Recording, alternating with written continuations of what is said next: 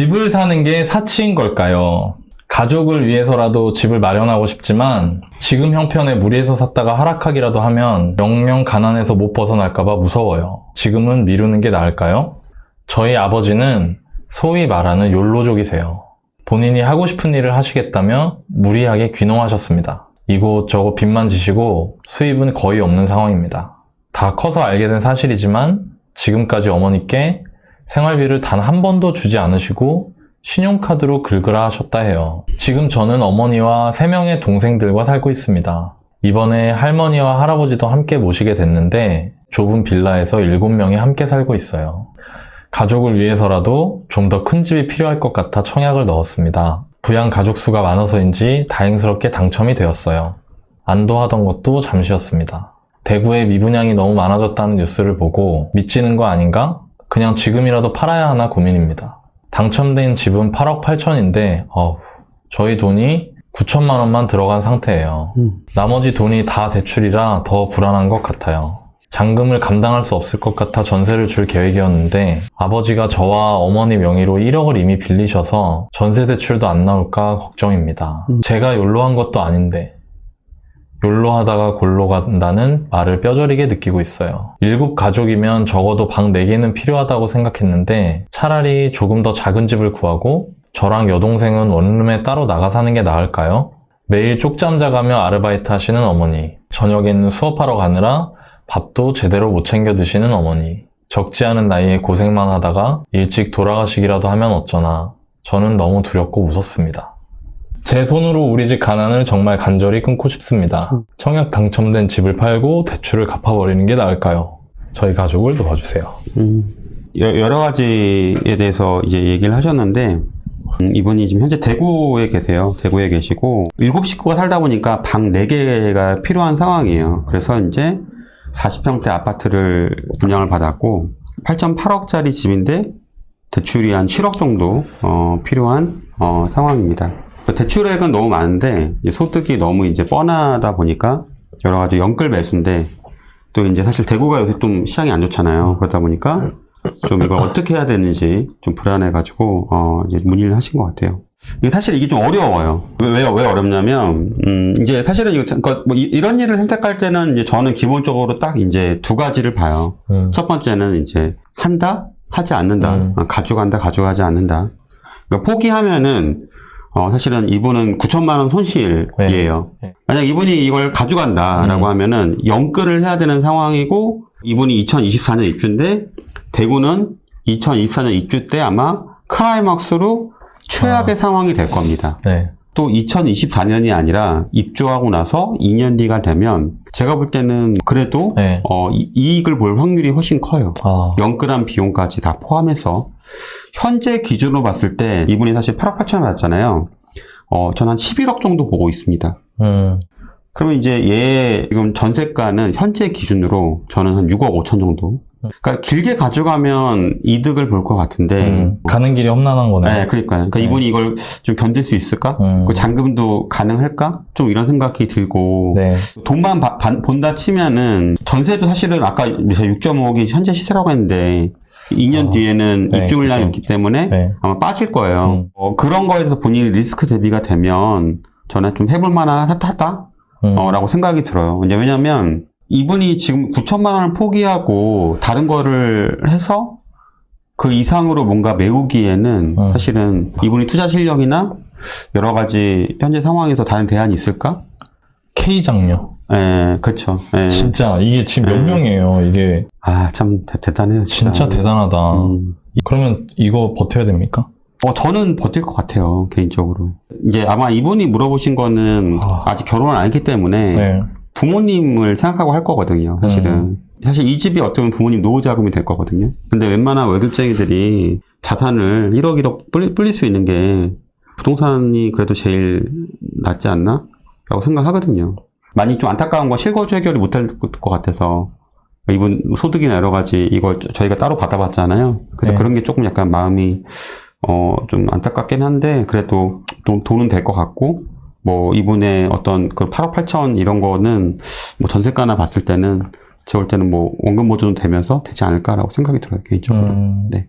샤샤샤님 안녕하세요. 동생들 몇 살이에요? 이제 2살 차이 나고, 네. 5살 차이 나고, 7살 차이 나서, 다 20대네, 그래도. 네, 막내는 이제 21살이에요. 아, 걱정이 많이 되는데, 그래도 긍정적으로 생각하려고 하고 있어요.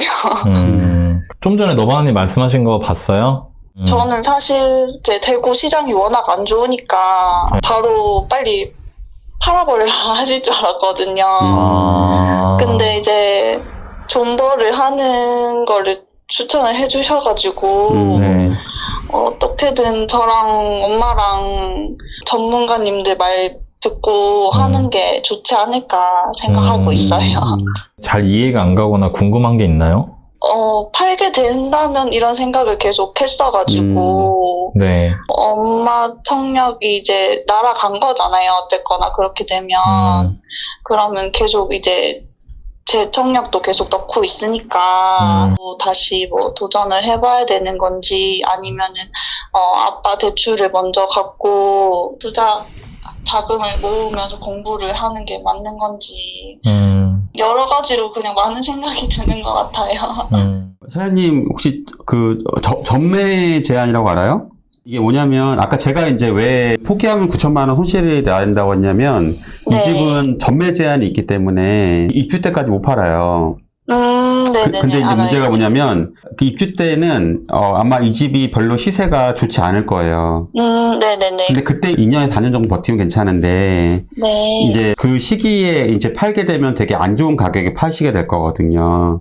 어쩌면 그렇겠죠. 손실을 볼지도 몰라요. 그러니까 어차피 근데 사실 이제 중간에 이제 이게 피가 마이너스 난다 하더라도, 안 팔면 손실이 확정되는 건 아니거든요. 내가 파는 시기에 내가 사는 가격이랑 어떻게 달라지느냐가 이제 중요한 거기 때문에 부동산은 내가 어떻게 보면 좀 약간 버티는 사람이 이익일 수 있어요. 그리고 여기 자체가 네. 대구 같은 경우는 수성구가 일단 제일 비싸고요. 그 다음에 그쵸. 중구가 있고, 그 다음에 네. 달서구가 있어요. 이제 매수하신 곳이 이제 네. 조금 가장 좋은 곳 중에 한 곳이에요. 그리고 네. 여기서도 멀지도 않으시고.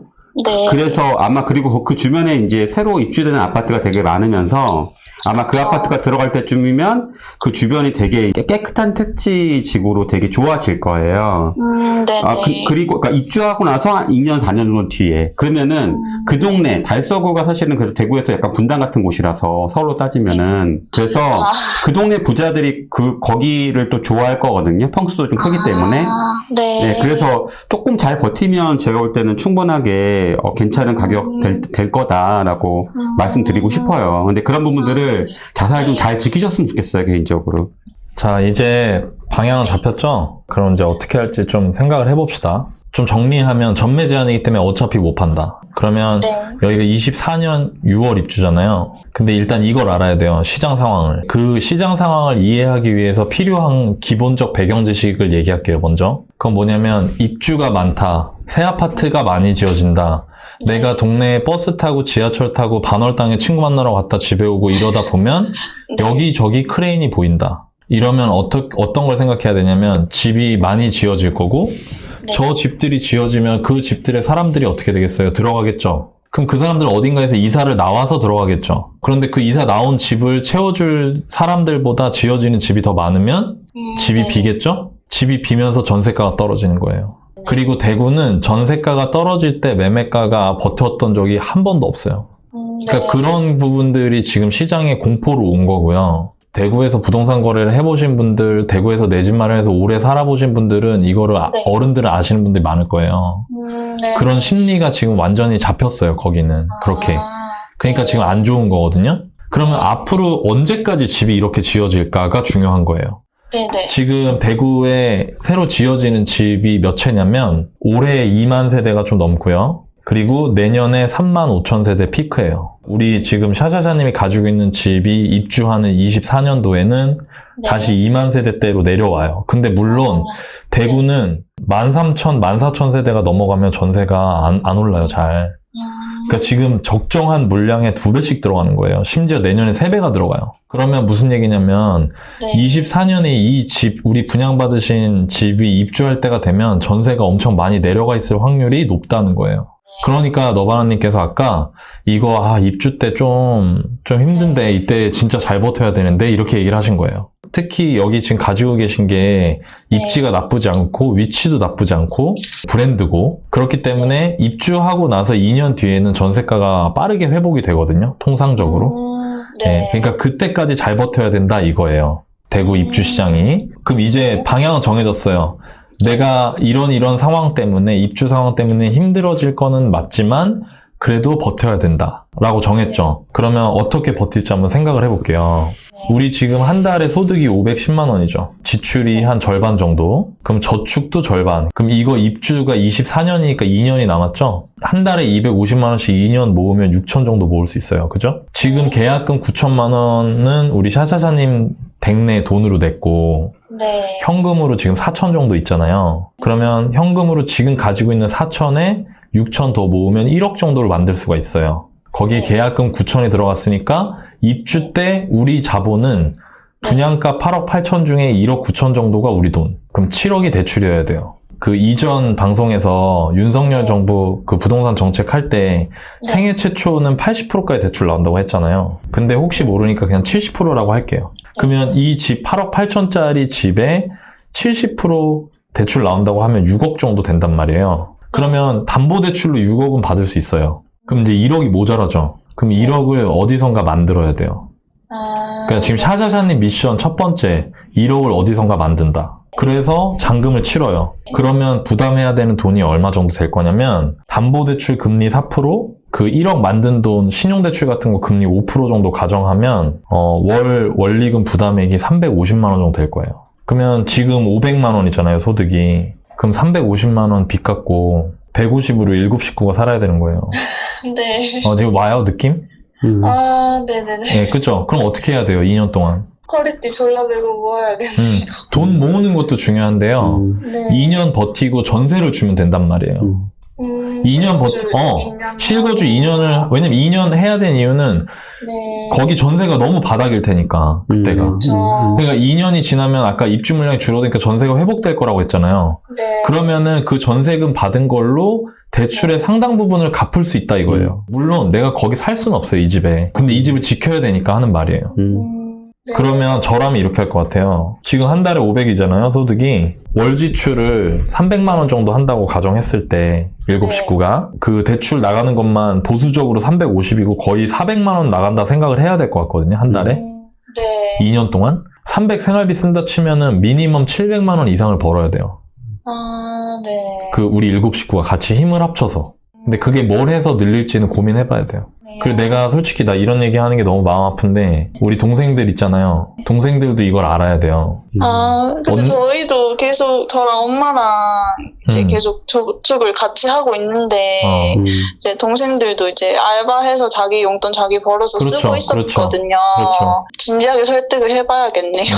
아니 근데 생각해봐요. 우리 언니가 네. 동생들이 언니랑 엄마랑 여기 방송에 사연 보낼 정도로 이것 때문에 너무 힘들어하는데 네. 그거 말 안 하고 했다고 하면은 동생들이 좋아할 것 같아요? 그리고 그 가족은 같이 해결해야죠. 그걸 할 수 있겠어요?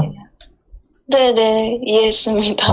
이거 보여줘요, 방송. 그리고 언니가 착해서 동생들도 착해가지고 다 그렇지, 당연히 착할 수밖에 없지. 언니가 착한데.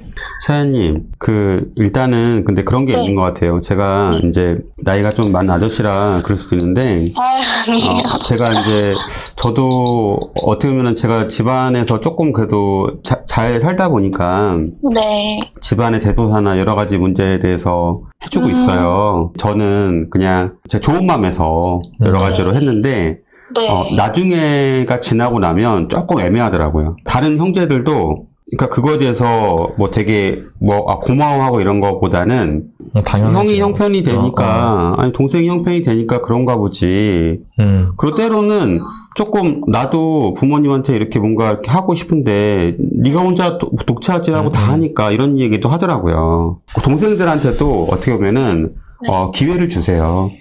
그럴 수 있겠네요. 네. 그렇게 이제 지금 샤샤님 나이 때는 괜찮은데 30대 중반이 되고 40대가 됐을 때 결국 부모님을 다 도와주다가 내 가진 자산이 너무 없으면 그래서 되게 내가 과거에 했던 행동들을 속상해하고 힘들어하는 사람도 많아요. 나중에 뭐 샤이님이 나는 그것도 절대 후회하지 않을 거야 라고 하면 괜찮은데 네네. 제가 좀 얘기를 많이 나눠보고 상담을 해보니까 나중에 내 나이가 들어서 아무것도 없는 이런 거에 대해서 되게 좀 그런 분도 있더라고요. 그래서 저는 동생들한테 그렇게 네. 집을 나눠주는 거가 오히려 저는 동생들을 위한 일이라 생각해요, 개인적으로.